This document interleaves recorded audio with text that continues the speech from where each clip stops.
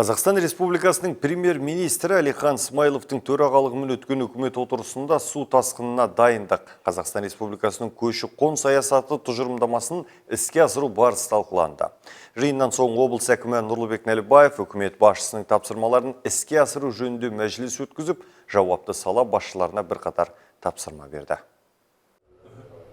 2022-2023 жылдардағы су тасқыны кезеңін елеусіз шығынмен өткіздік.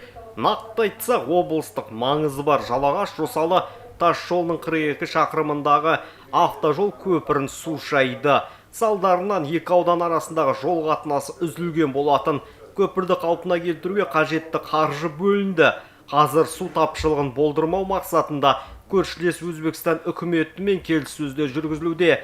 Қыста Шардара су қоймасына өте көп мөлшерде су тасталуы мүмкін. Біз алдағы маусымда да мүмкіндігінше су көп болған жағдайда сол ауылға суды жеткізуіміз керек. Ол үшін біздің барлық бөгеттеріміз барлығы оған дайын болу керек. Өйткені тыс айларында өздеріңіз жақсы білесіздер, әсіресе мамандар оны жақсы біледі, су мол болады.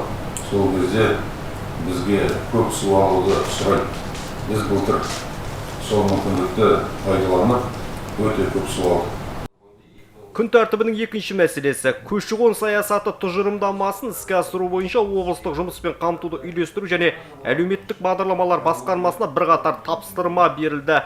Басқарма шетелдік жұмыс күшін тарту және еңбек иммигранттарына бөлінген квотаның толық орындалуын қамтамасыз етіп, 2024 жылға қажеттілікке қарай квота бөлу бойынша уәкілетті органға ұсыныс беру керек. Облыстық полиция департаменті уақытша тіркелген шетел азаматтардың облыс аумағында заңсыз жүргенін қатаң бақылауға алып, қолданыстағы заңнамаға сәйкес тиісті шараларды атқарамыз. Қажеттілікке қарай рейдтер ұйымдастырсын. Облыстық полиция департаментіне осы тапсырманы жақыннан астам жеткіземіз.